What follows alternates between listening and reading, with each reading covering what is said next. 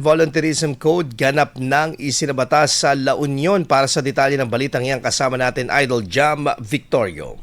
104.7 IFM Report! Formal nang isinabatas ng pamahalang panlalawigan ng La Union ang Volunteerism Code sa ilalim ng nilagdaang ordinansa upang higit pang mapalakas ang partisipasyon ng mga residente sa iba't ibang programa at inisyatiba ng pamahalaan. Layunin ng ordinansa na magtatag ng komprehensibong legal framework para sa mas organisado at epesyenteng volunteerism program sa lalawigan, kabilang ang pagbuo ng La Union Volunteerism Council na mga ngasiwas sa mga polisiya at programa kaugnay ng volunteerismo. Kasama rin sa mga probisyon ng ordinansa ang pagtatatag ng Volunteerism Local Learning Hub para sa pagsasanay at pananaliksik, gayon din ang Volunteer Focal Point System na ipatutupad sa iba't ibang tanggapan ng pamahalang panlalawigan. Upang mapadali ang koordinasyon at monitoring ng mga volunteer initiatives, inilunsad din sa ilalim ng ordinansa ang Kadua Volunteerism Program at ang digital platform na Kadua Portal na magsisilbing sentro para sa volunteer registration, resource sharing at monitoring ng community projects. Ayon sa Sangguniang Panlalawigan, may inilanding panimulang pondo na nagkakahalaga ng 3 million pesos para sa implementasyon ng programa. Nakapaloob naman sa ordinansa ang mga hakbang para sa kapakanan ng mga voluntaryo, kabilang ang safeguards, support mechanisms at taunang pagkilala sa pamamagitan ng localized search for outstanding volunteers, kung saan bibigyan pugay ang mga individual at grupong may natatanging ambag sa serbisyo publiko at community development sa lalawigan.